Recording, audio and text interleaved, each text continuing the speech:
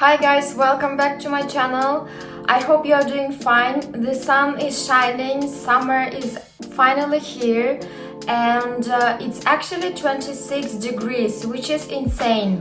But I don't complain, it's wonderful. In this video, I'm planning to talk about some ways on how to save money on daily things in Sweden.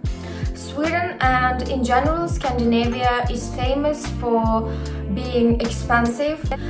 And yes, I agree with that, but it also depends on how you spend your money.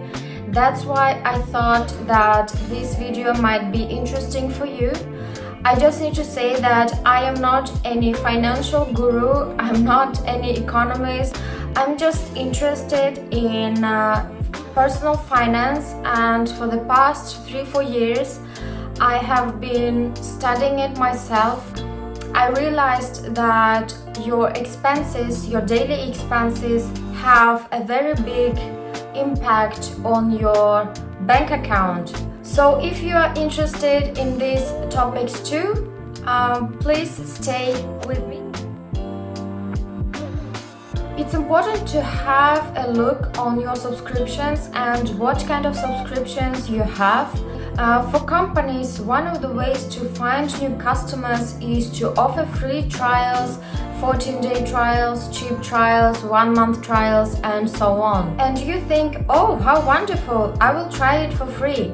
But what many people do not realize is that if they do not end this trial, or if they forget to end this trial, this company or service will keep charging you automatically after the trial period. And oftentimes you don't even notice this in your bank account because they do not take that much money, but in the long term it's a lot.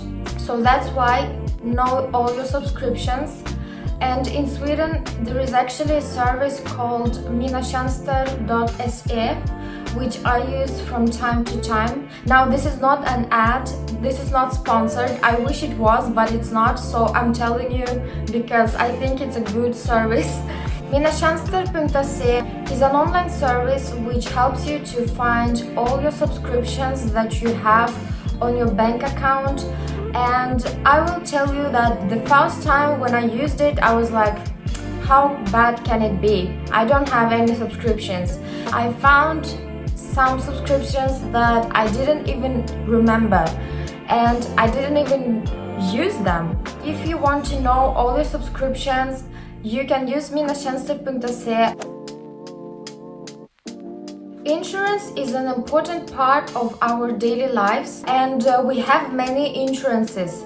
But what exact insurances do we have? It can be beneficial to check it because from my own experience and from the experience of my friends, I know that sometimes we have different insurances, but they cover exactly the same parts of our life. That's why check it and compare all your insurances that you have. Oftentimes your bank or your bank card and your labor union offer you a good package of insurance. Just be sure that you do not pay for the same thing in different places. Have a look at your electricity bills and see if you pay too much. There is actually an online service. Again, this is not sponsored. I wish it was, but it's not. I'm telling you because I think it's a good service and it's helpful. I have used it myself and I have saved a lot of money by using this service. This service is called elskling.se.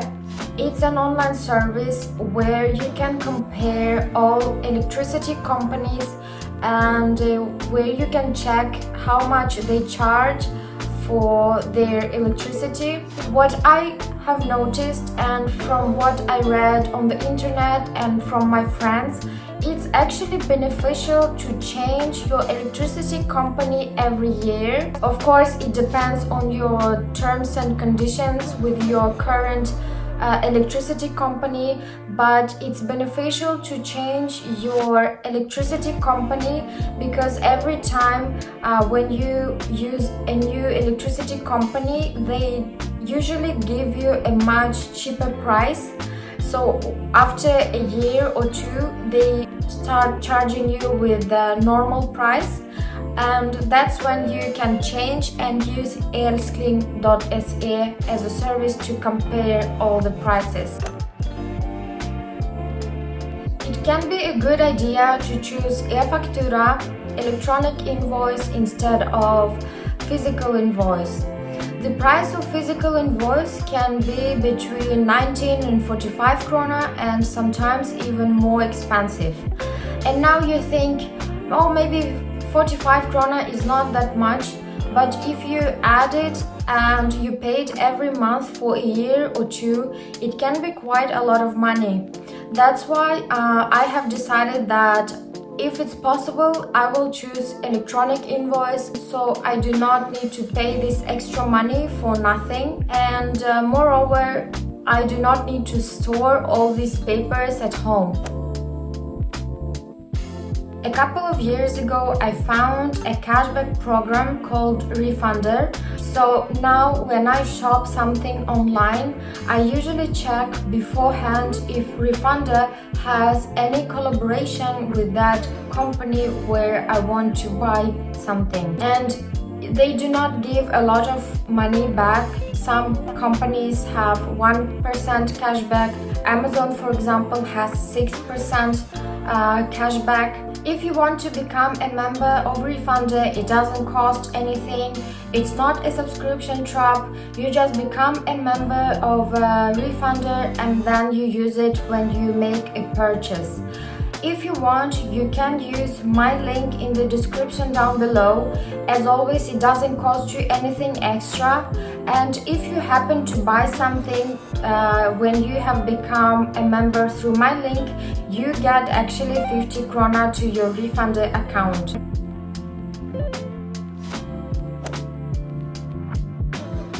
For some people, my next tip will be quite extreme, and I'm actually very curious what you think about it. Please write in the comments down below if you would do it or not. So January is very famous for being the poorest month of the year, because people spend a lot of money for Christmas gifts, New Year gifts, and of course very little is left for January. But I think it can be a good idea to make a list of friends and family to whom you want to give your Christmas gifts, and make this list in the beginning of the year. Then when you have done your list, you can plan your purchases throughout the year and wait for the sales, because throughout the year there are a lot of sales. There is summer sale, there is spring sale, autumn sale, and by buying your gifts throughout the year, it will be much easier for you financially. It's actually important to think about two things when you do grocery shopping. The first one is to buy things when you are full and not when you are hungry, because when you are hungry you tend to buy many unnecessary things that you would never buy if you were full. The second one is to make a grocery list and to follow this list. Sometimes I notice that if I do not have this grocery list, I tend to buy things that I do not need and things that are not healthy. That's why it's a good idea to have a grocery list as well. I enjoy eating pizza from time to time. I do not eat it very often. Usually I do not buy it from online services. I bake it myself because I think it's much cheaper and much tastier and healthier to make your own pizza at home. For example, the pizza that you buy online, it costs probably 110. For this 110 krona, I can make 3 or 4 pizzas, probably each one, and then the rest I can put it in the freeze. So next time when I have a pizza craving, I just can put it out from the freezer and eat it. A couple of videos ago, I have already said that eating out in Sweden can be quite expensive, especially if you do it every day. That's why I think that a lunchbox that you prepared yourself is a good solution for that. Now, this tip might not be very relevant for everyone because many people work from home, but still, if you go to your office or to where you work, it will save you a lot of money, thousands and thousands of kronas per year. And my last tip for today is to make or do free activities with your friends, with your family, especially now when the weather is so good, when the sun is shining, it's not raining, it's finally summer. You can hike, you can have picnics, you can go to the museums.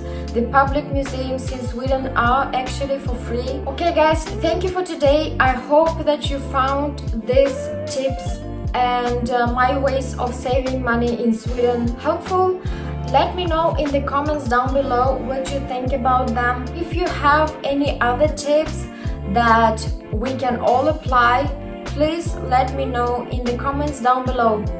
Have a nice day, have a nice weather.